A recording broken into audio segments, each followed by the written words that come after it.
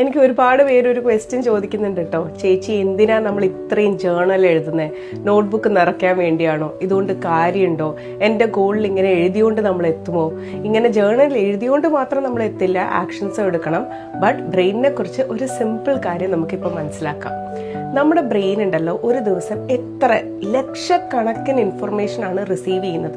പക്ഷേ അതിൽ വളരെ കുറച്ച് കാര്യങ്ങൾ മാത്രമാണ് നമ്മൾ നോട്ടീസ് ചെയ്യുന്നത്. ബിക്കോസ് അതിന് ഒരു ഫിൽട്ടറിങ് സിസ്റ്റം ഉണ്ട്, റെറ്റിക്കുലർ ആക്ടിവേറ്റിംഗ് സിസ്റ്റം, റാസ്. ഒരു എക്സാമ്പിൾ പറയാം. നിങ്ങളൊരു വൈറ്റ് കാറ് വാങ്ങാൻ വേണ്ടി ഡിസൈഡ് ചെയ്തു എന്ന് വിചാരിക്കാം. പെട്ടെന്ന് നമുക്ക് ചുറ്റുവട്ടത്ത് മൊത്തം വൈറ്റ് കാർസ് ആയിരിക്കും കണ്ടു തുടങ്ങുന്നത്, അല്ലേ? വൈറ്റ് കാർസ് അപ്പം ഉണ്ടായതാണോ? അല്ല. ബട്ട് നിങ്ങളുടെ ബ്രെയിന് ഇപ്പോഴാണ് അത് നോട്ടീസ് ചെയ്യാൻ തുടങ്ങിയതെന്ന് മാത്രം. അതുപോലെ തന്നെയാണ് നിങ്ങൾ നിങ്ങളുടെ ഗോൾ എഴുതുമ്പോൾ, അതിനെക്കുറിച്ച് എല്ലാ ദിവസവും റിഫ്ലക്റ്റ് ചെയ്യുമ്പോൾ നിങ്ങളുടെ ബ്രെയിന് ആ ഡയറക്ഷനിലുള്ള ഓപ്പർച്യൂണിറ്റീസ്, ഐഡിയാസ്, ഡിസിഷൻസ് എന്നിവയിലേക്ക് കൂടുതൽ ശ്രദ്ധ കൊണ്ടുവരാൻ തുടങ്ങും. അതുകൊണ്ടാണ് നമ്മൾ ജേർണൽ എഴുതുന്നത്, നമ്മളുടെ തോട്ട് പ്രോസസ്സിനെ മാറ്റാൻ. ഇനി ഡേ 6 വരാം കേട്ടോ. ലൈഫിൽ നടക്കുന്ന എല്ലാ കാര്യങ്ങൾക്കും നമ്മൾക്ക് കൺട്രോൾ ഇല്ല, അല്ലേ?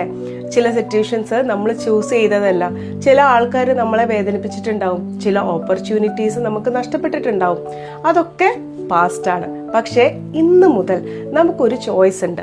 ആ സിറ്റുവേഷനെ കുറിച്ച് കംപ്ലൈന്റ് ചെയ്തുകൊണ്ടിരിക്കണോ, അതോ ഇവിടെ നിന്ന് ഞാൻ എന്ത് ചെയ്യും എന്ന് ചോദിക്കണോ? Because as long as we are waiting for our life for someone else to change first, നമ്മൾ നമ്മുടെ പവർ അവരുടെ കയ്യിൽ കൊടുക്കുകയാണ്.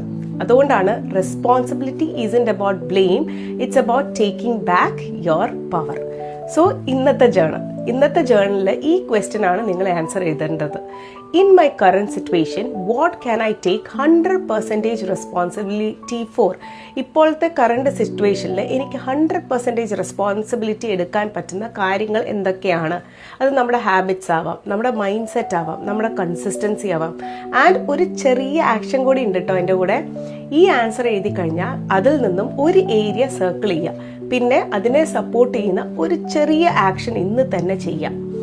Comment day 6 once you have completed the journal and the action.